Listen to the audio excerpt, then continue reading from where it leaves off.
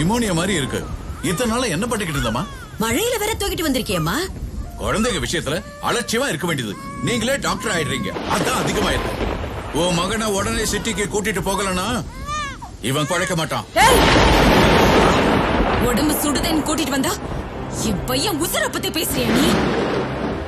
அவன் கண்ணு மூடுறது என் தாலாட்டுக்கு மட்டும்தான். அவன் உசுர பத்தி பேசுறதுக்கு உனக்கு மட்டும் இல்ல, அந்த ஆண்டவனுக்கே அதிகாரம் இல்ல. அப்படி சொல்லலம்மா, நீ பயப்படாத. உன் மக 100 ஆயுசோட இருப்பான். சில பேர் அடிமையா இருந்தாலும் 100 வருஷம் வாழணும்னு ஆசைப்படுவாங்க. ஆனா சில பேர் ஒரு நாள் வாழ்ந்தாலும் சுல்தானாதான் வாழணும்னு ஆசைப்படுவாங்க.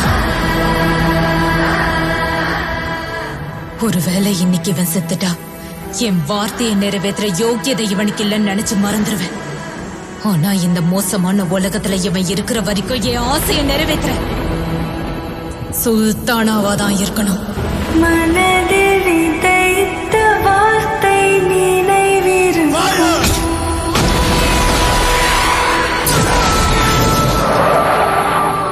மண்ணில் எங்கும் முற்கள் நிறைந்திருக்கும்.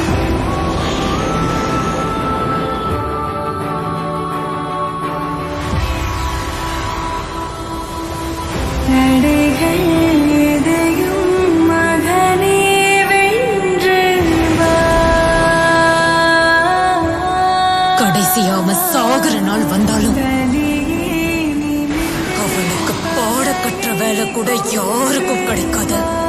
ஏன்னா அவனோட கல்லறை வரைக்கும் அவன் காலடி தடம் பதிஞ்சிருக்கும்.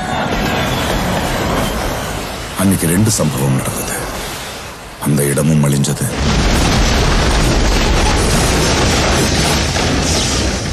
அவனும். அம்மா, இந்த உலகத்துல இருக்க எல்லா தங்கத்தையும் உனக்கே தரமா. தீரா தீரா